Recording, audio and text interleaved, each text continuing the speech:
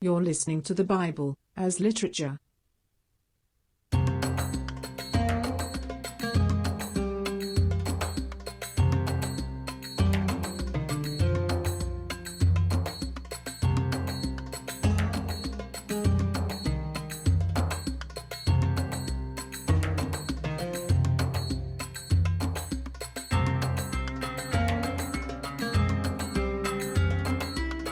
Hi, this is Father Mark Boulos, and you are listening to Taughtasy Tuesdays with the Bible as Literature podcast.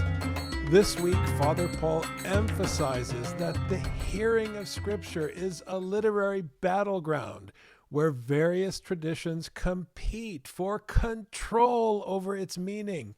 He critiques how translations like the Septuagint and later Christian adaptations have altered the original intent of the Hebrew consonantal text, arguing that figures such as Philo and Josephus Flavius laid the groundwork for this betrayal.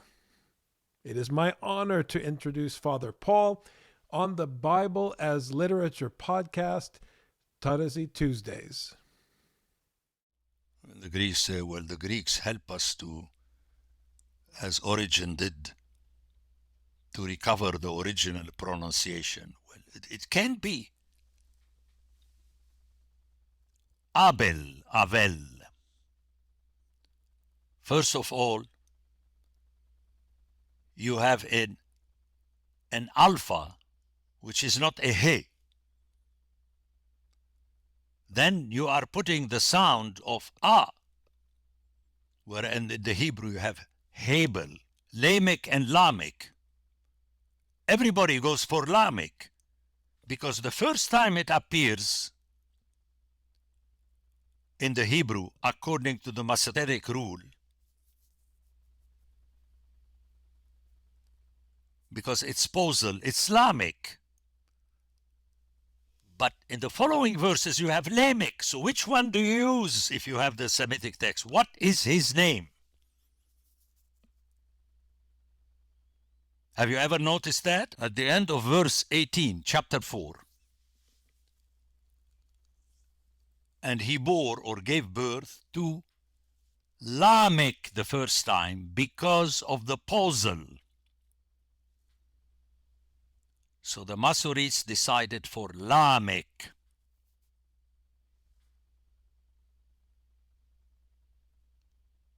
But then in 19, وَيِقَحْ لُو Lamech shete nashim.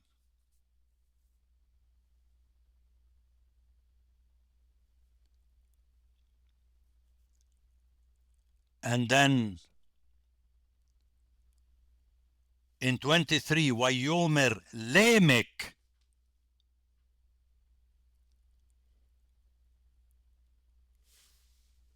But let's go for RSV. At the end of 18, you have Lamech, and then Lamech and Lamech. So someone hearing or reading the RSV would say that the name of that person is Lamech.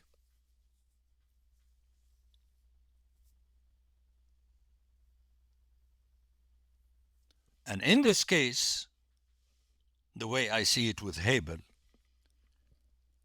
this matter is important because it's a play and metathesis between Lamech and Melech. And you could tell he had two wives and so on, and a city, and he was a builder. It's so obvious in the story. In the classroom at seminary, you need a full hour to explain that. So, anyway, can you imagine? It took me 1 hour to answer your first question. Because things are interconnected, Abuna.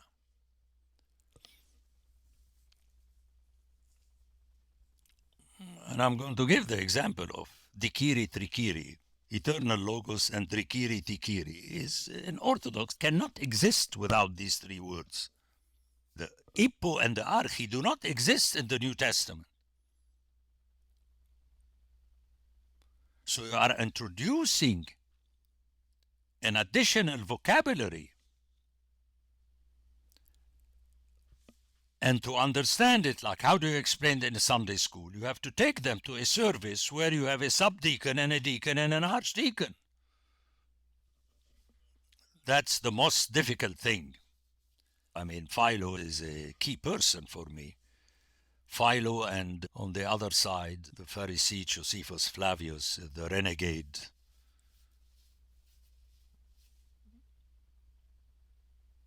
The Josephus Flavius ended up in Rome as a lackey of Rome, and Philo headed a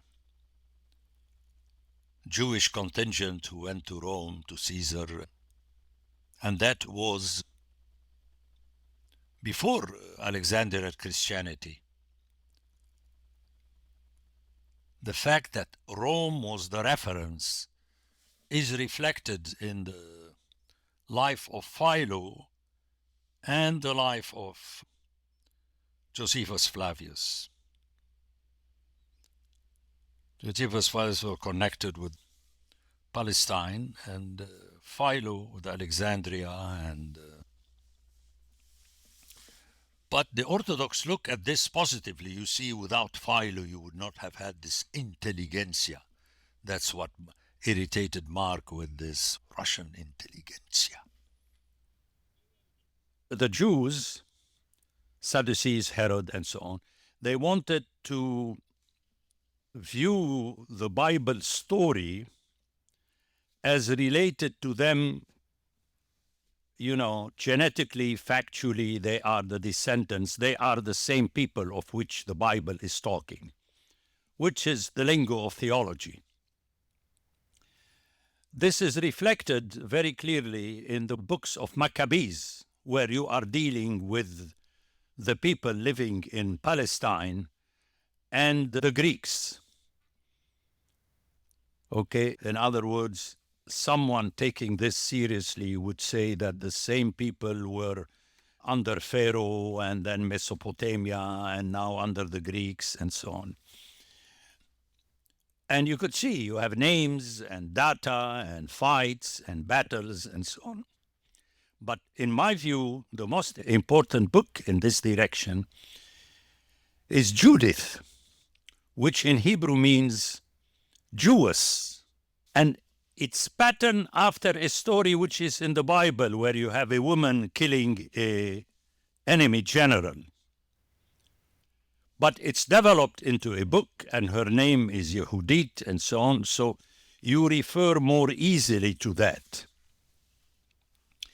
And then on the other hand, you have the books that had in view Enoch and his visions, and, I mean, these things, which is very much Greek, this connection directly with the Bible. This is where the Quran is very important. It dismantled all that and went back to the original, which is basically a text. And they stressed the fact that the Quran are the literal words of God said to Muhammad, who transcribed them, very much like Moses on the mountain. Now there, you have at the same time, so there was a tension and, if you like, a dialogue about the Bible. You have the book of Wisdom of Solomon, which is patterned after the Proverbs. But very interestingly, it gave importance to the biblical story, which per se is very important. But then the authors, I think the intention is to historicize themselves with that. And I believe at that point that Ecclesiasticus countered all that by following the path of the Wisdom of Solomon, where you have again a series of chapters about the biblical story, But then with that powerful prologue, which is the crux of the matter, whereby the name of the person is the same Jesus as Joshua. So if I want to deal with the Septuagint, it becomes, according to me, important to deal also with these books that are not part of the, like Yehudit, Judith, is not part of the Hebrew canon. And these books are obviously pre-New Testament, which means we have to review the function of the New Testament, where the so-called Pauline school dynamited all that. And it made the last step beyond the Ketubim of the Old Testament, where it has a literature. You know, my theory about the Ketubim is addressed to the synagogue, but to remind them that they have to channel the message to the Gentiles. And came Paul and said, we have a message to be relayed directly to the Gentiles. And here we have the name Jesus, which is Joshua. There is no Jesus and Joshua. Who read the Torah of Moses from the same mountain of Gerizim to Israel and to the strangers among them. So the Pauline school has a basis in the scriptural text, but it understood it otherwise / correctly, according to me. And the choice of names is very important. You have Jesus, Yehoshua, even in the famous translation of the New Testament into Hebrew by Delitzsch, he used Yehoshua. That's how it is. And then obviously the play on Saul, who was the first king, and then Paul, who is the main apostle, who has the name of Saul and changed. In other words, it went against the grain of. But you see, this movement that was followed by the Greeks of Alexandria, but obviously the Greeks were interested to express their independence. In other words, that misread Paul. We're not bound by the Jews. We have the Greek wisdom that prepares us for Christ directly, which Paul would never accept in Corinthians 1, 2, 3. So really the battle, it's a battle of literature. Let me go back, because these apocrypha or pseudepigrapha are a factuality. They are there, but they are not in the Hebrew. So the question is to ask ourselves, and it goes along the same lines as the scholars in the West have said, that the Sadducees are Hellenized people. That's why in this sense, the Pharisees, the Apostle Paul was a Pharisee. He was not a Sadducee. And when he speaks in chapter 17 to the leaders of Jerusalem, it's a Pharisee who is speaking to the Sadducees. I'm talking about the book of Acts.